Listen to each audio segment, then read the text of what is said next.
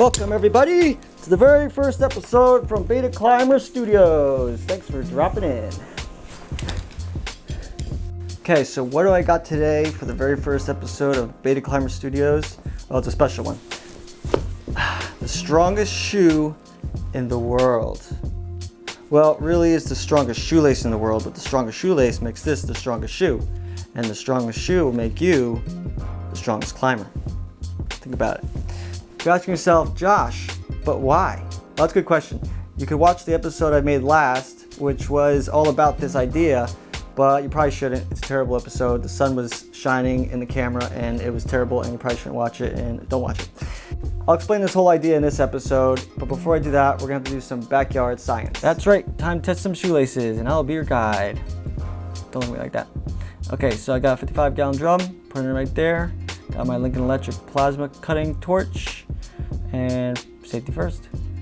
And I'm gonna cut 3/4 inch holes right into here, so I could add some 3/4 inch shackles right into here, and then drop a rope from the tree and put a rope on the barrel. You see where I'm going with this yet? And got my shoelaces, tying a Prusik knot right into here, and then a big fat steel beaner right into that, and then my barrel right into this. And now I want to get it up really high so that any weight I add to it is going to stretch the rope down, and I don't want it to hit the ground because that could be a problem. I got my hose, stuck it in here, and all I had to do was turn on the water now. And wait, and touchdown. Houston, we have a problem. It stretched too much, so I had to go get a pulley, big fat pulley, put it up in my tree, and this way I could haul it up to the top of the tree, and if it got too heavy and by some miracle it didn't break, I could lower it back down, and I don't have to worry about an 800-pound barrel over my head. Okay, and here's my setup here. I got my rope on a big beaner and my Prusik nut on that, and then my barrel on the end of that, and I can haul it all the way up as high as I want. Here's a little walk around of my system, and I got tied to the tree. Now just time to go grab the hose and watch and wait. The suspense is terrible. I hope it'll last. Boom! Wow, look at all that water. Probably wondering how much that weighs. Well, yep, I'm way ahead of you. So, I'll weigh every single bucket of water that went into here, and I'm also going to weigh the barrel. Now, if you can guess how much that weighed, put it down in the comments. Then came in these bad boys. 4mm nylon rope, the strongest shoelaces in the world. Working strength of 730 pounds, which if you doubled it up, that would be 1,400 pounds. I don't think you're gonna break these. Okay, so here's the situation I would have been on the cliff in that last episode. I'm at the end of my rope, I'm stuck, and all I have was my shoes, which I already took off. And I already took the shoelaces off, and I left them over here. Okay, so I got my shoelaces. Now this is what I'm gonna do to rescue myself, to get out of this situation where I'm stuck into the rope and I need to rescue myself. Okay, so first, I'm gonna go on my rope, tie Prusik knot with 3 loops. Now the trick with the Prusik knot is you want it to be 2mm smaller than the rope and no less than 5mm, but this is an emergency situation, so we're using a 4mm nylon,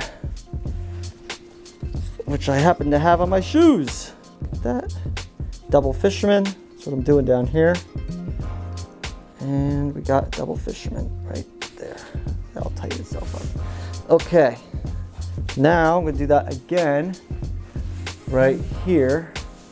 This will be the one I stand on. I will be doing a really close to the camera how to Prusik knot in another quick episode, maybe in a week or 2. So you can stay tuned for that. Okie dokie. Now, what would I do? I'm on the cliff. I'm gonna stick my foot in here. I'm gonna pull up the stand, slide, slide, slide, and bam. Now I've made progress up the rope. I'm climbing up the rope to escape out of this terrible, terrible dilemma I've gotten into. And I've given a couple examples of how you could get yourself into this situation where you need to rescue yourself.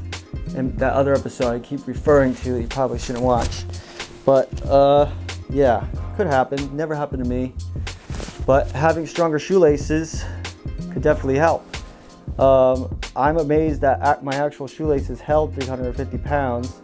I couldn't believe that. I mean, that's still not a lot. If you fall, your body could exert extreme amounts of force just from a small, maybe 3-foot fall. You could probably hit weight limits up to that. So you definitely need something really strong, and I would only use this in emergencies. You probably, if you wanted to use a rope that you would ascend with all the time, you'd want something stronger than this, maybe like 5 millimeter, go up a whole nother millimeter in line.